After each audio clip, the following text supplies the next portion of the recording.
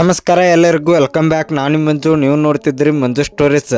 Friends, ಈಗ ರೀಸೆಂಟಾಗಿ ಈಗ 2-3 ದಿವಸದಿಂದ ನಮ್ಮ RCB ತಂಡಕ್ಕೆ ಒಂದು ಸಿಹಿ ಸುದ್ದಿ ಬರ್ತಾ ಇದೆ ಅಂತ ಹೇಳ್ಬೋದು.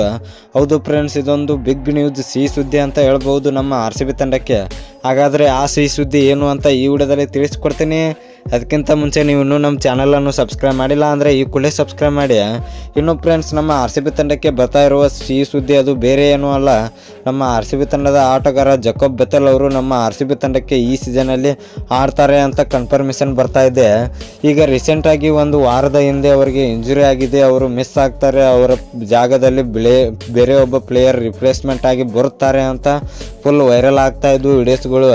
ಆದರೆ ಅದು ಎಲ್ಲ ಈಗ ಸುಳ್ಳಾಗಿದೆ. ಹೌದು ಫ್ರೆಂಡ್ಸ್, ಅವರು 3 ವಾರದಲ್ಲಿ ಆರಾಮಾಗಿ ರಿಕವರಿ ಆಗಿ ಬರ್ತಾರೆ ಅಂತ ಒಂದು ಅಪ್ಡೇಟ್ ಬರ್ತಾ ಇದೆ.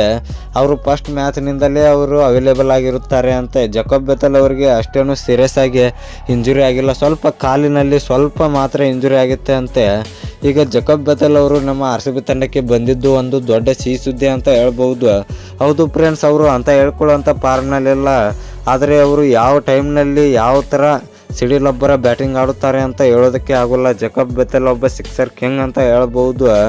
ಹೌದು, ಈಗ ಚಾಂಪಿಯನ್ಸ್ ಟ್ರೋಫಿನಲ್ಲಿ ಅವರು ಅಂತ ಹೇಳ್ಕೊಳ್ಳೋಂಥ ಫಾರ್ಮ್ನಲ್ಲಿ ಇರಲೇ ಇಲ್ಲ ಅಂತ ಹೇಳ್ಬೋದು.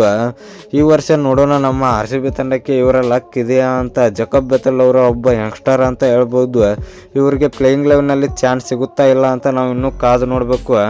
ಇನ್ನು ಫ್ರೆಂಡ್ಸ್, ಜಕೋಬ್ ಬೆಥೆಲ್ ಅವರ ಬಂದಿದ್ದರ ಬಗ್ಗೆ ನಿಮ್ಮ ಅಭಿಪ್ರಾಯ ಏನು ಅಂತ ಕಮೆಂಟ್ ಬಾಕ್ಸಲ್ಲಿ ಕಮೆಂಟ್ ಮಾಡೋದ್ರ ಮೂಲಕ ತಿಳಿಸ್ಕೊಡಿ.